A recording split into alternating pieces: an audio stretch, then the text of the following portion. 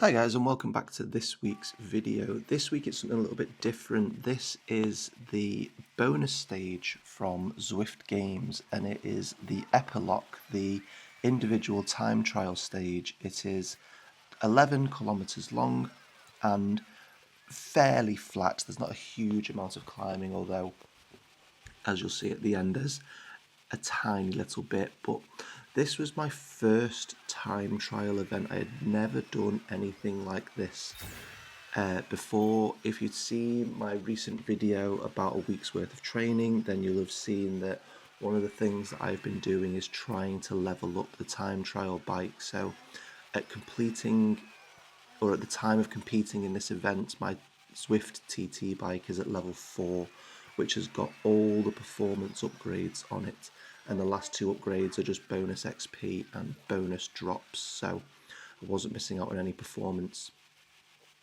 by not having a level 5 bike for this event. Now, as I say, I had never done one of these events before, and I didn't really know what to expect. I obviously understood the premise of a time trial. It's just how quickly can you get from point A to point B. And there's a few other people out on the track as well, because you were released in, I think it was 5-second intervals. So as we can see here on screen, I've got a little counter going up with the amount of times that I am overtaking people and that people are overtaking me.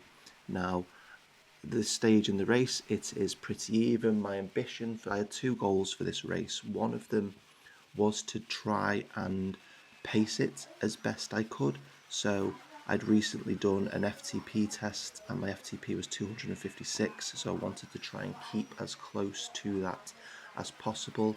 I estimated that this race was going to take me just under 20 minutes, so I thought that wasn't too bad of a target to aim for power-wise, and at the moment we are 3 minutes in and my average is 254, so sticking pretty close to that number. My second target was to try and overtake more people than overtake me, hence the counter on the screen. So I am going to, obviously it's been speeded up, but I am going to play the entire race, something which I haven't done before, just so you can get a feel for time trial racing, see if it's something that you would like to take part in. Having completed this race, I'm not sure it's something that I will be rushing back to, because whilst it is a good test of endurance and sort of individual fitness, so here we go, there's about to be overtaken again, so overtaken 3, overtook 2. I prefer racing in a pack. It feels a little bit more dynamic and you have more, there's more strategy involved. So you obviously have the drafting and breakaways and power-ups, whereas this is just, I suppose it's more pure in terms of its racing. For what it is, like if you're a more serious racer, I guess, or a more serious cyclist, then I can see why this type of racing would appeal to you. But it's just not for me, so I don't think I'll be rushing back to time trials anytime soon. Although saying that, I have since now got the TT bike all the way up to level 5, so that is my first Zwift bike that's now level 5. Here as we get overtaken by 3 more people, so the count is now 5-2 in the overtake category, so that goal seems to be rapidly running away from me. But yeah, my Zwift bike is now level 5, and I have started on the Zwift carbon bike. I am less than 2,000 kilometers, less than 2,000 meters of climbing away from unlocking the Tron bike. So that is very exciting. And here, although we do just go past Ivan Workram, I don't make the overtake stick, so I didn't even bother putting a counter on the screen at that point. I get overtaken again.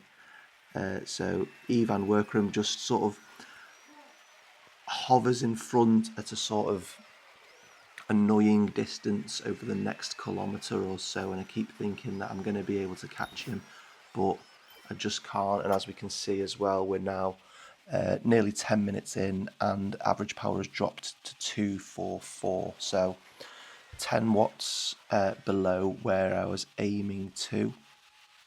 And there is now, if you look at the little heart rate bar at the bottom, there's now a little bit more green in there as well. Before it was yellow and red, whereas now it's a little bit more yellow and green, and there are a few little patches of blue sort of sneaking in as well. So here we go, he's just there in front, and in my head I'm trying to get to him, but it's just one of those ones where I think perhaps if my legs were a little bit fresher and I hadn't already done an hour on the bike, then maybe I could have got him, and maybe I could have sort of eked out a few extra watts, but this just wasn't my day. But I was completing this event because I just wanted to complete Zwift games.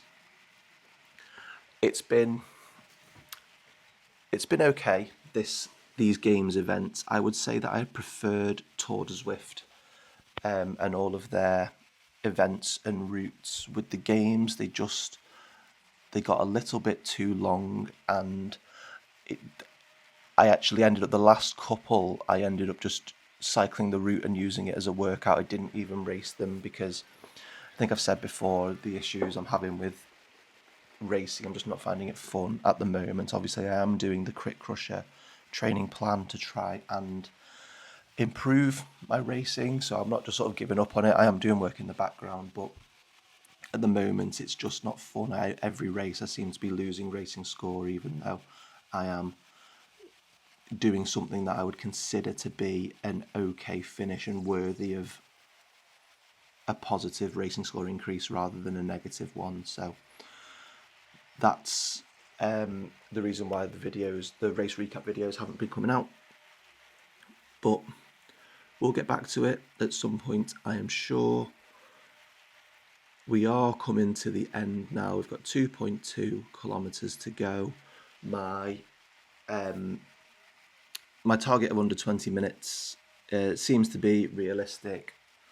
Power's dropped to 236. I think it stays similar to that towards the end. But I mean, as we can tell from the amount of times I've been overtaken in this race, that my overtake more than be overtaken target is long gone. So we sort of reassess at this point and thinking, to myself, right, I just want to get in under 20 minutes, and then for me, that'll be a sort of decent effort, because I sort of have this thing in my head where it takes me about 2 minutes to cycle a kilometre, so average speed of about 30k an hour. If I can do better than that, then that's a bonus, and if you're doing a zone 1 or zone 2 ride, you might come in just short of that. But we've got a kilometre to go. We've just been overtaken again, and I can see in the map that I'm about to get caught again for a few times. There we go. So overtaken by 8 people, now overtaken by 9 people. I only managed to overtake 2 people during the entire race, and actually I don't think that they counted. I think only one of those counted because one of them took their place back. But this last kilometre is all just up a slightly annoying hill, and I'm trying to go all out, but with the intensity that I've been riding at the moment, my legs are they've gone to jelly at this point, and I'm struggling to get up to even 250 watts. My average is 234, and we come around the roundabout and then we see the finish line. We've got 200 meters to go, and I get overtaken for the 11th and final time. So there we go, first time trial done. 18 minutes 10 seconds, and I came 66th across the line. It obviously then updates over time, and going off Zwift power, because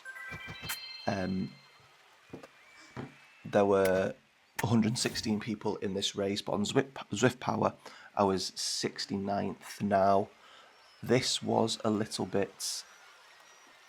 Now, when I looked at the end, I saw that I'd accidentally signed up to a Cat B race. So the racing score category that I was in was a Cat B race when I meant to put myself in Cat C, which is what I am. Comparing to the Cat C results, I would have come just outside the top 30 out of about 70 riders. So that would have felt better, but the time still would have been the same. But it is what it is. Like I say, I'm not going to rush back to time trials anytime soon, but I do understand why people do them. Right, so I'm going to leave it there, guys. As always, thanks for watching, and I'll see you in the next one.